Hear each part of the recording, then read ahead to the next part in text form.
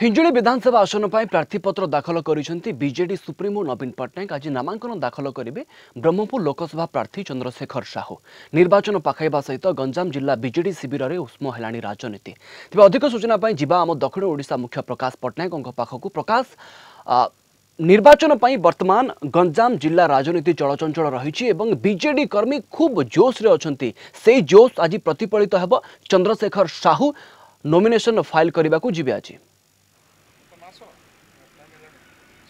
निश्चित रूप प्रवीण आम कहीपर जे बीजेडी शिविर बर्तमान ब्रह्मपुर शहर कहीं समग्र गंजाम जिले में चलचंचल होती गतकाली मुख्यमंत्री नवीन पट्टनायक राज्य राजनीति में पंचम इनिंग्स खेलियापी से नामांकन पत्र दाखल कर जार कि सीधा सड़क प्रभाव पड़ी बीजेडी कर्मी बीजेडी समर्थक आ जो मैंने कि भल पाँच नवीन पट्टनायक को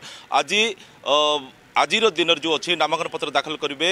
ब्रह्मपुर लोकसभा आसन पर बीजेडी टिकट जी प्रार्थी होती चंद्रशेखर साहू जी के पूर्वतन केन्द्रमंत्री थे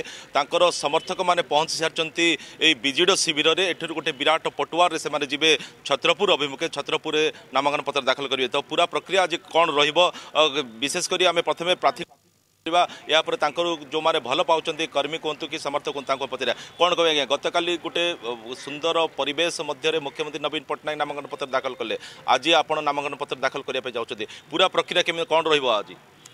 देखो गतकाली माननीय मुख्यमंत्री विजु जनता दल सुप्रीम निजे प्रार्थीपत्र दाखल कर निश्चित भाव में समस्त भीतर गोटे उत्साह आसला एवं पंचम थर पर सी मुख्यमंत्री हे यहाँ आवाल वृद्ध वनिता ओडिशार कहते समस्ते पचर अच्छा समर्थन जनाऊँ दीर्घ 19 वर्षर जो प्रकार विकास धारा से समस्त समर्थन रही आज मुझे नॉमिनेशन दाखल करुच्ची ब्रह्मपुर लोकसभा निर्वाचन मंडल पर समर्थक मान को नहीं नेतृवृंद को नहीं एवं विजु परिवार समस्त कर्मकर्ता को नहीं सबू जनसाधारण जो मैंने कि शुभेच्छु समस्त को नहीं आज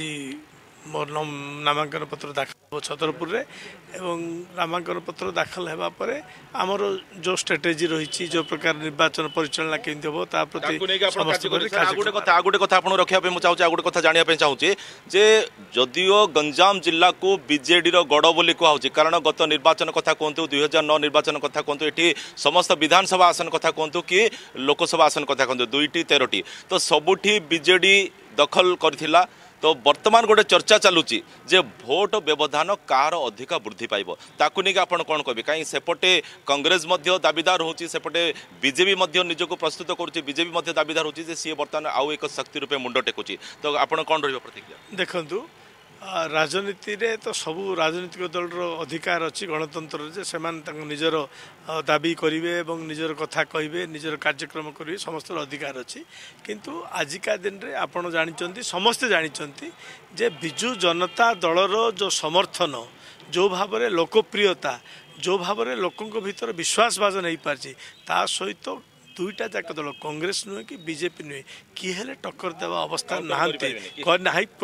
ना केवल जेहेतु गणतंत्र रे पद्धति रही गणतंत्र रे समस्त अधिकार रही से राजनीतिक मैदान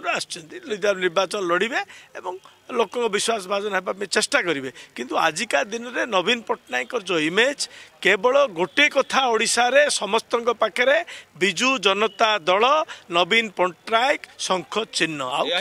तीनोटी कथा लोक मन को छुई बोली आप जहाँ कहते ठीक कथा मुझे समर्थक प्रतिक्रिया नेबी आगे कौन कहे विकास प्रसंग गोटे मुख्य मुद्दा वर्तमान ओडिशा राज्य राजनीति रे कौन कहे से एकमत कि विकास हाँ विकास आगु माने ये होगा उन्नतिमूलक कार्य होगा बहुत माने उपकारी कौन कह आज्ञा हाँ यहाँ भी आम प्राउड फिल करूँ एमती कि गोटे जो वृद्धजीवी जो आम गंजाम जिला हो कि ओडिशा पे एमती गोटे काम करवा निहाती दर से राजनीति क्षेत्र में हो से गोटे भल समाजसेवी आम भी बहुत दिन दीर्घ दिन लड़ाई कर आम भी से भाई को समर्थन करुँ से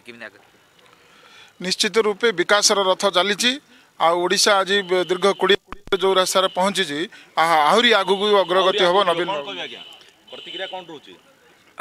वर्तमान जो विकास रथ चली जो डेवलपमेंट देखा जाउची बीजेडी एक ही भरोसा ओडिशावासी बीजेडी एक ही भरोसा ओडिशार बड़ माननीय